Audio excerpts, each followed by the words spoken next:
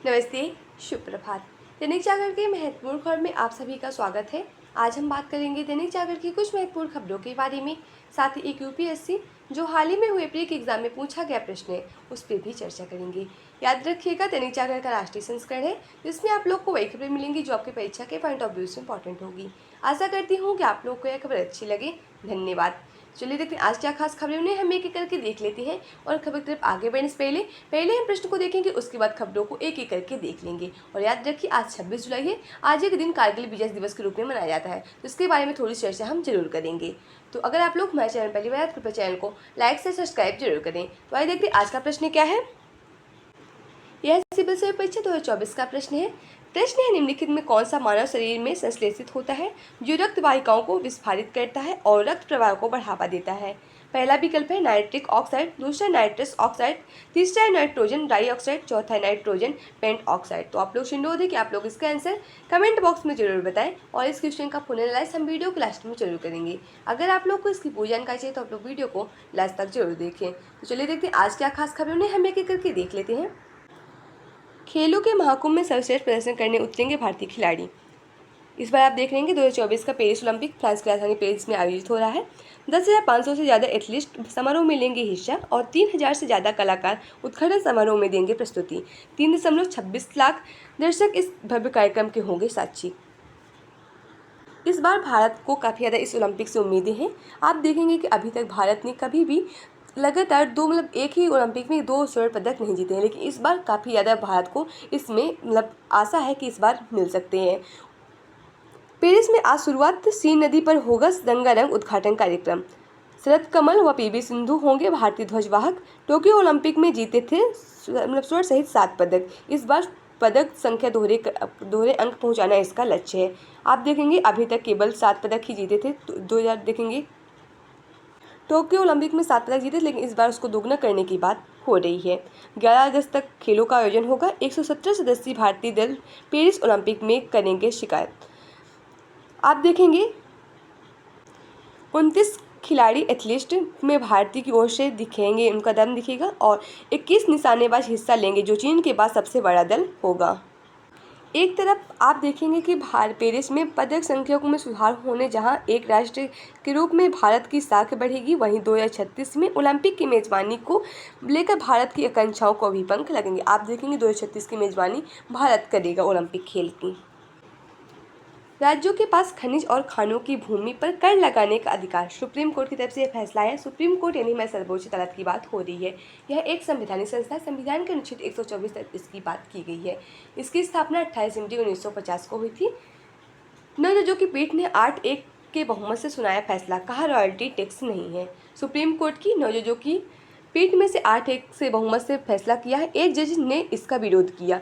बीवी नागरत्ना ने इसका विरोध किया। उन्होंने कहा कि रॉयल्टी और टैक्स एक ही है।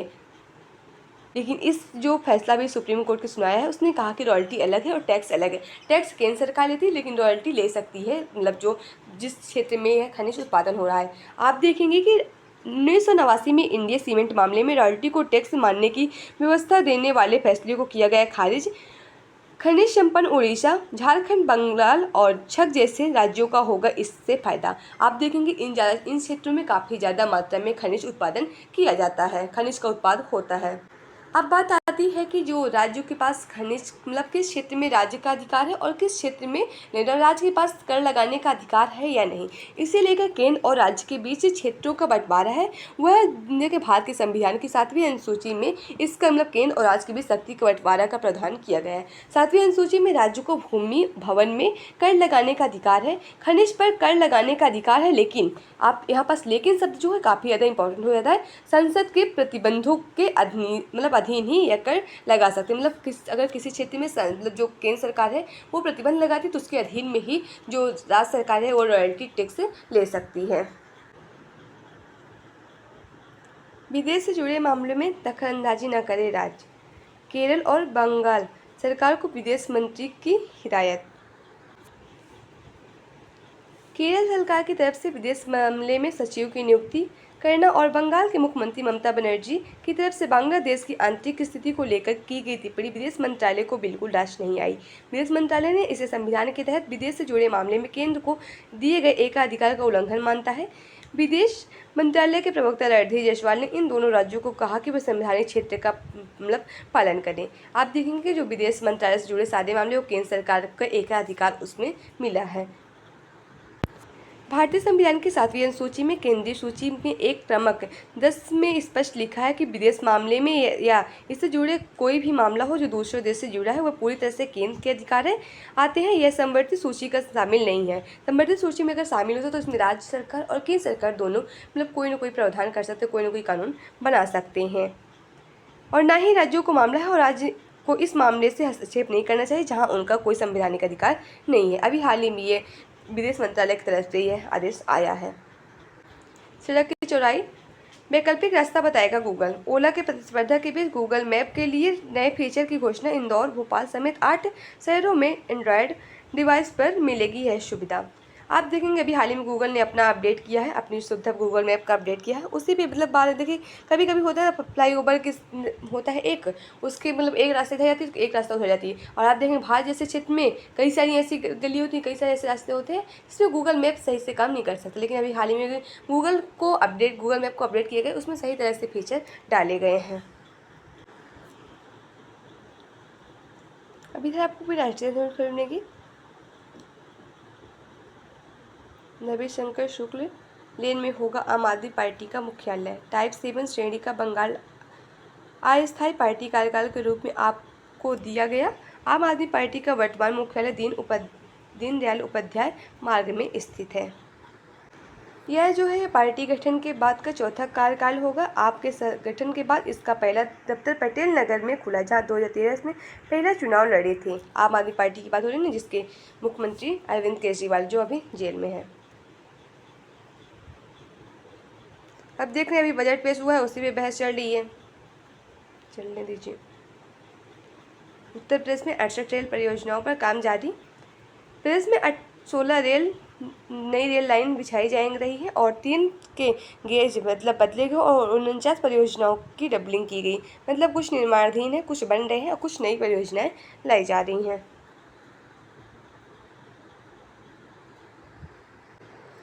झारखंड, बंगाल और बिहार के कुछ हिस्से को यूटी घोषित किया जाए, दुबे कह रहे हैं। भाजपा सांसद निशिकांत दुबे ने गुरुवार को मांग की कि बांग्लादेश में घुसपैठियों को रोकने के लिए झारखंड और बंगाल के कुछ हिस्सों को केंद्र शासित प्रदेश घोषित किया जाए। लोकसभा में शून्यकाल के दौरान उन्होंने कहा कि बांग्लादेशी घुसपैठियों के कारण झारखंड के संथाग परागण क्षेत्र में घट रही है आदिवासियों की आबादी और झारखंड के गांवों में हिंदू आबादी को किया जा रहा है बाहर। पुलिस कार्रवाई करने में इसमें असमर्थ है। यूपीएससी एसएससी की परीक्षाओं में नहीं हुआ कोई पेपर लीक, केंद्र सरकार ने गुरुवार को राज्यसभा में बताया कि पिछले 2 वर्षों में संघ लोक सेवा आयोग, यूपीएससी, कर्मचारी चयन आयोग, एसएससी, रेलवे भर्ती बोर्ड और बैंकिंग कर्मचारी चयन संस्थान द्वारा आयोजित परीक्षाओं में पेपर लीक की कोई घटना सामने नहीं आई। कार्मिक राज्य मंत्री जितेंद्र सिंह ने राज्यसभा में यह दी जानकारी। राष्ट्रपति भवन के दरबार हॉल व अशोक हॉल के नाम बदले।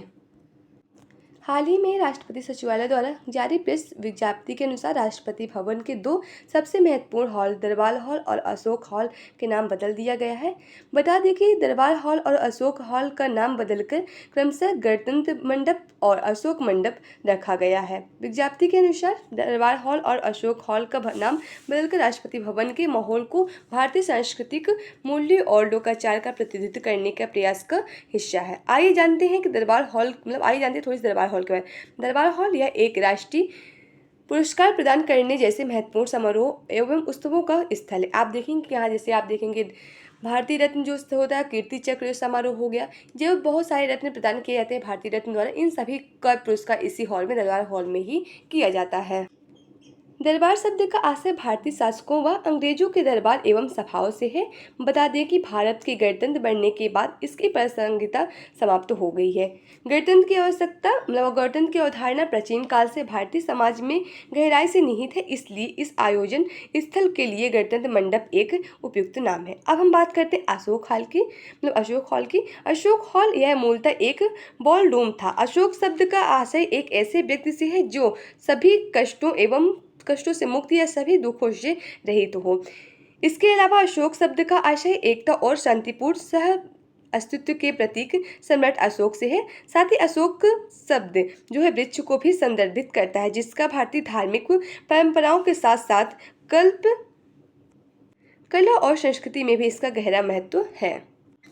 अशोक हॉल का नाम बदलकर अशोक मंडप करने से भाषा में एक रूपता आएगी।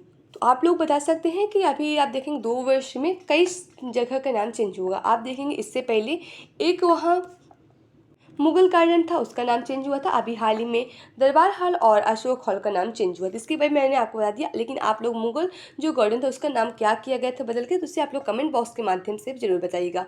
आप देखेंगे एक जो कर्तव्य पथ का भी नाम चेंज किया गया है। तो क्या आप लोग बता सकते हैं कर्तव्य पथ का पहले नाम क्या था? तो इसे भी आप लोग कमेंट बॉक्स के माध्यम से जरूर बताइएगा। तो इधर आपको पूरी राजनीति से जुड़ी खबर मिलेंगी। अगर इंटरेस्ट पड़ना तो कोई बात नहीं, बाकी आप लोग की इतना इंपॉर्टेंट है नहीं, तो इसे छोड़ भी सकते हैं आप लोग पूरा तरह से।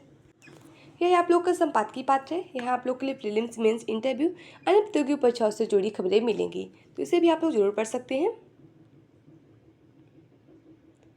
सेनाओं के शौर्य की गाथा कारगिल युद्ध।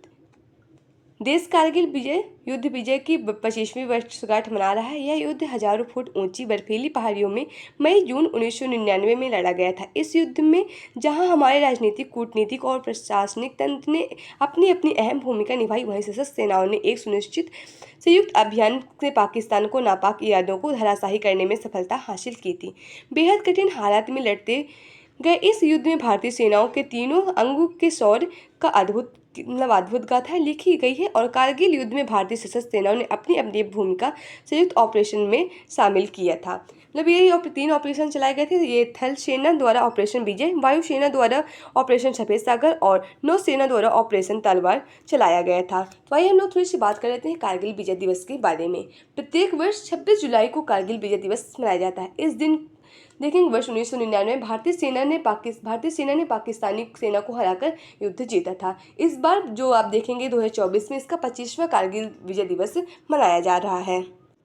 अगर हम देखें कि युद्ध के पूर्व क्या घटनाक्रम था, तो फरवरी 1999 में पीएम अटल बिहारी वाजपेयी, तत्कालीन प्रधानमंत्री पीएम अटल बिहारी वाजपेयी थे, लाहौर पहुंचे और वह 21 फरवरी 1999 को दोनों देशों के बीच समझौता हुआ, जिसे लाहौर समझौता के नाम से जाना जाता है। इस समझौते के बाद दोनों देशों ने कहा कि हम सह अस्तित्व के रास्ते पर आगे बढ़ेंगे और कश्मीर जैसे मुद्दे को बैठकर सुलझाएंगे। मतलब जो कश्मीर का मुद्दा उसे आपस में बातचीत करके सुलझाएंगे, कोई युद्ध नहीं करेंगे। लेकिन देखेंगे कि ऐसा हुआ नहीं। अब देख लेते हैं कि युद्ध का कारण क्या था।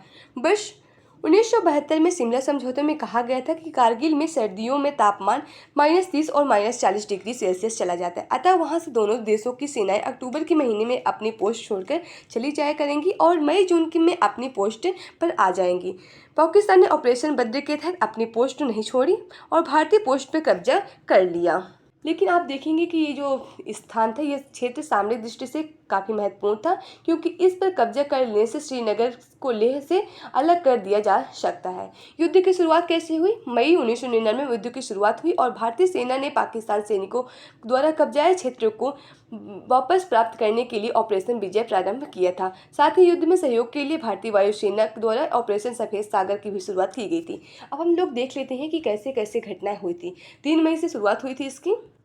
3 मई को कारगिल में स्थायी चारवाहों ने भारतीय सेना के क्षेत्र में पाकिस्तानी सैनिकों की घुसपैठियों की सूचना दी थी। उसके बाद 5 मई 1999 घुसपैठ की जानकारी लेने गए भारतीय सैनिकों की पाकिस्तानी सैनिकों द्वारा हत्या कर दी गई। आप देखेंगे उसके बाद 9 मई को पाकिस्तानी सेना द्वारा कारगिल के भारतीय सेना को गोला बारूद डिपो को निशाना बनाकर भारी गोलाबारी की गई। 10 मई 1999 को पाकिस्तानी सेना के कब्जे से भारतीय क्षेत्र मुक्त कराने के लिए ऑपरेशन विजय की शुरुआत की गई है। तो इसे भी आप लोग जरूर ध्यान दीजिएगा, ऑपरेशन विजय की शुरुआत कब की गई थी। 10 मई 1999 को ऑपरेशन विजय की शुरुआत की गई थी। फिर उसके बाद 26 मई 1999 भारतीय वायुसेना को हवाई हमले करने के लिए बुलाया गया। 9 जून 1999 भारतीय सेना के जवानों ने बाल्टिक सेक्टर में 2 प्रमुख स्थानों को पुनः कब्जा कर लिया था। 13 जून 1999 को भारत के तत्कालीन प्रधानमंत्री कारगिल का दौरा किया और तोलोलिंग चोटी पर उसी दिन भारतीय सेना ने तोलोलिंग चोटी पर कब्जा कर लिया था। फिर उसके बाद 4 जुलाई 1999 तक भारत का टाइगर हिल पर पुनः कब्जा हुआ था। इसके बारे में मैंने आपको 4 जुलाई के बारे में थोड़ी सी भी चर्चा इसके बारे में की थी। 5 जुलाई 1999 में पाकिस्तानी प्रधानमंत्री नवाज शरीफ ने कारगिल से पाकिस्तानी सेना को वापसी के लिए आदेश दिया था। 12 जुलाई 1999 को पाकिस्तानी सैनिकों को पीछे हटने के लिए मजबूर होना पड़ा। 26 जुलाई 1999 को भारतीय सैनिकों ने पाकिस्तान के कब्जे वाली सभी जो चौकियों पर दोबारा कब्जा कर लिया और ऑपरेशन विजय को सफलतापूर्वक घोषित कर दिया। लेकिन आप देखेंगे कि भले ही भारत ने इस पर विजय प्राप्त कर ली थी, लेकिन सरकारी आंकड़ों के अनुसार कारगिल युद्ध में 527 सैनिक शहीद हुए थे, जबकि 357 से 447 पाकिस्तानी सैनिक भी मारे गए थे। कारगिल युद्ध में परमवीर चक्र विजेता भी रहे कई लोगों को, जैसे मनोज पांडे हो गए। कैप्टन मनोज पांडे का जन्म देखेंगे 25 जून 1975 को उत्तर प्रदेश के सीतापुर में हुआ था। युद्ध के दौरान ये वीर गति प्राप्त हुई तो इन्हें सर्वोच्च सम्मान परमवीर चक्र से सम्मानित किया गया था। कैप्टन विक्रम भट्टा को परमवीर से सम्मानित किया गया था। ये आप देखेंगे कि कारगिल युद्ध में अभूतपूर्व वीरता का परिचय देते हुए वीर गति को प्राप्त हुई। इन्हें मरणोपरांत भारतीय सर्वोच्च वीरता सम्मान से सम्मानित किया गया था। ग्रेनेडियर योगेंद्र यादव हो गए, इन्हें भी परम चक्र से सम्मानित किया गया था, सर्वोच्च सम्मान परम चक्र से। और वहीं राइफलमैन संजय कुमार हो गए, इन्हें भी सर्वोच्च जो वीरता पुरस्कार परमवीर चक्र से सम्मानित किया गया था। तो कुछ इस तरह से कारगिल विजय दिवस की कारगिल में जो युद्ध हुआ तो इस तरह से उसकी कुछ घटनाएं घटी थी। तो आज के दिन हम लोग कारगिल विजय दिवस के रूप में आते हैं। उन जो शहीद जवान थे उनको याद करके उनको श्रद्धांजलि देते हैं और इस दिन को कारगिल विजय दिवस के रूप में घोषित किया गया था। मातृभाषा में खुलती शिक्षा की नई राहें। युवाओं के लिए गुणवत्तापूर्ण उच्च शिक्षा उपलब्ध कराने की दिशा में केंद्र सरकार निरंतर प्रयासरत है। आम बजट में वित्त मंत्री घोषणा की है कि घरेलू संस्थान में उच्च शिक्षा ले रहे 1 लाख छात्रों को 10 लाख रुपए लोन लेने के लिए वाउचर सुविधा उपलब्ध कराएगी। वहीं दूसरी ओर उच्च शिक्षा को क्षेत्रीय भाषाओं में उपलब्ध कराने जाने की दिशा में सरकार प्रयास कर रही है। वस्तुतः ऐसा संभव होने से छात्रों को पाठ्यक्रम में सीखने और समझने में आसानी हो सकती है।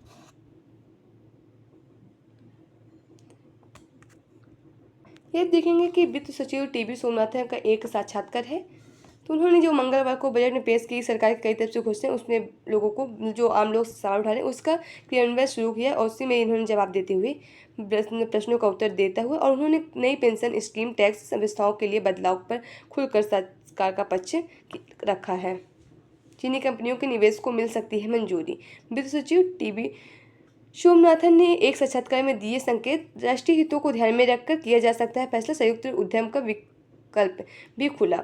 चीनी कंपनियों की अनुमति देने के आत्मनिर्भर भारत के एजेंडे को भी ध्यान में रखेगी सरकार।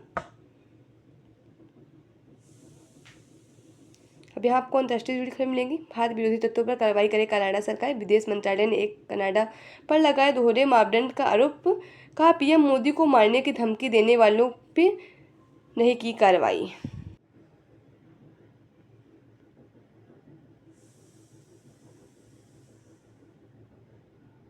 मंगोलिया में सैन्य अभ्यास में भाग लेगी भारतीय सेना। भारतीय सेना एक टुकड़ी में मंगोलिया में होने वाले बहुराष्ट्रीय सैन्य अभ्यास खान कविस्ट में भाग लेगी। यह मंगोलिया के उलन बटोल में 27 जुलाई से 9 अगस्त तक होगा। यह अभ्यास भारतीय दुनिया भर के सैन्य बलों को सहयोग करने और अपनी शक्ति स्थापना क्षमताओं को बढ़ाने के लिए एक साथ लाया जाएगा। रक्षा मंत्रालय ने बताया कि भारतीय सैन्य टुकड़ों में 40 जवान शामिल हैं। इसका प्रतिनिधित्व मुख्य रूप से मद्रास रेजिमेंट के बटालियन के जवानों के साथ साथ अन्य शाखाओं के सेवाओं और जवानों के साथ कर रहे हैं। टुकड़ी की एक महिला अधिकारी और 2 महिला सैनिकों भी शामिल है। यह टुकड़ी बुधवार को मंगोलिया रवाना हुई है और अभ्यास का पिछला संस्करण 19 जून से 2 जुलाई तक 2023 तक हुआ था। इस अभ्यास का पहली बार जो 2003 में अमेरिका और मंगोलिया के सशस्त्र बलों के बीच एक द्विपक्षीय कार्यक्रम के रूप में हुआ था। एक महीने में दूसरी बार मिले भारत व चीन के विदेश मंत्री। सीमा विवाद सुलझाने के साथ द्विपक्षीय रिश्तों को मजबूत बनाने के साथ पर हुई बात। जयशंकर व वांग यी के बीच यह 4 जुलाई को अस्थाना में हुई थी इनकी पहली बैठक। देखेंगे कि भारत के विदेश मंत्री एस जयशंकर और चीन के विदेश मंत्री वांग यी के बीच लाओस में अहम बैठक हुई। इसमें दोनों नेताओं के बीच भारत चीन सीमा विवाद चर्चा हुई।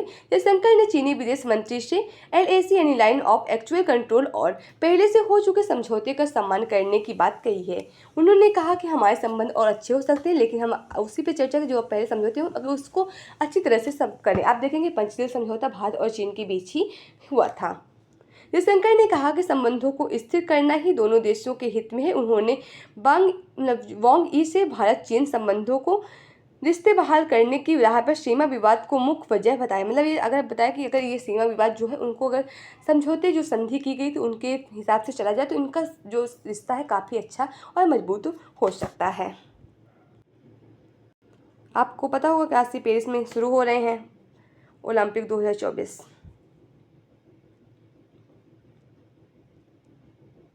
यहाँ आपको परीक्षा के पॉइंट ऑफ व्यू से जनरल से जुड़ी खबर मिलेंगे, तो इसे आप लोग जरूर पढ़िए। पहली बार सौर ऊर्जा संचालित विमान में लगाया दुनिया का पहला चक्कर। 2016 में आज ही पहली बार सौर ऊर्जा संचालित विमान सोलर इम्फाल्स 2 दुनिया का पहला चक्कर पूरा करने किया और 17,000 सौर बैटरी से लैस विमान ने 9 मार्च 2015 को आबू धाबी में उड़ान भरी थी। इस दौरान इसने 80 किलोमीटर प्रति घंटा से 42,000 किलोमीटर की दूरी तय की थी। पहली परमाणु पनडुब्बी INS अरिहंत को किया लॉन्च। 2009 में आज ही के दिन भारत ने अपनी पहली परमाणु पनडुब्बी INS अरिहंत को लॉन्च किया। 85 मेगावाट क्षमता के परमाणु रिएक्टर द्वारा संचालित यह पनडुब्बी सतह से 22 से 28 किलोमीटर और गहराई से 44 किलोमीटर प्रति घंटा की गति प्राप्त कर सकती है। संविधान के निर्माण में ममता चौधरी ने दिया था योगदान। विधायक को मूवीज जुड़ी खबर में अगर इंटरेस्ट हो पड़ा तो कोई बात ही नहीं। तो आज की खबर इस बात होती है, ऐसा करती हूँ कि आप लोग को खबर अच्छी लगी। अगर खबर अच्छी लगी तो चैनल को लाइक से सब्सक्राइब जरूर करें। अगर आप लोग के पास कोई सुझाव है तो भी आप लोग हमसे साझा कर सकते हैं। तो आइए हम लोग उसका प्रश्न विश्लेषण देख लेते हैं। आज का प्रश्न निम्नलिखित में कौन सा मानव शरीर में संश्लेषित होता है जो रक्त वाहिकाओं को विस्फारित करता है और रक्त प्रवाह को बढ़ाता है। इसका सही जवाब होगा ऑप्शन ए यानी नाइट्रिक ऑक्साइड। नाइट्रिक ऑक्साइड समग्र स्वास्थ्य के लिए एक आवश्यक अणु है। यह वाहिका में विस्फारित के रूप में नाइट्रिक ऑक्साइड एवं रक्त वाहिकाओं होती हैं उनकी शिथिलताओं को संकेत देता है, जिससे यह विस्फारित हो पाती है। यह प्रभाव रक्त पोषक तत्व एवं ऑक्सीजन को शरीर में हर हिस्से में स्वतंत्र रूप से प्रवाहित होने की अनुमति देता है। हालांकि जब नाइट्रिक ऑक्साइड का उत्पादन कम हो जाता है तो आपका स्वास्थ्य बिगड़ सकता है। इसलिए शरीर में नाइट्रिक ऑक्साइड के स्पष्टतम स्तर को प्राप्त करना एवं नियंत्रित रखना महत्वपूर्ण है। नाइट्रिक ऑक्साइड रक्त वाहिकाओं को विस्फारित करता है, रक्त की आपूर्ति को बढ़ावा देता है एवं रक्तचाप यानी BP को कम करता है। तो आज की खबर इस वक्त होती है, ऐसा करती हूँ कि आप लोग को खबर अच्छी लगे। धन्यवाद।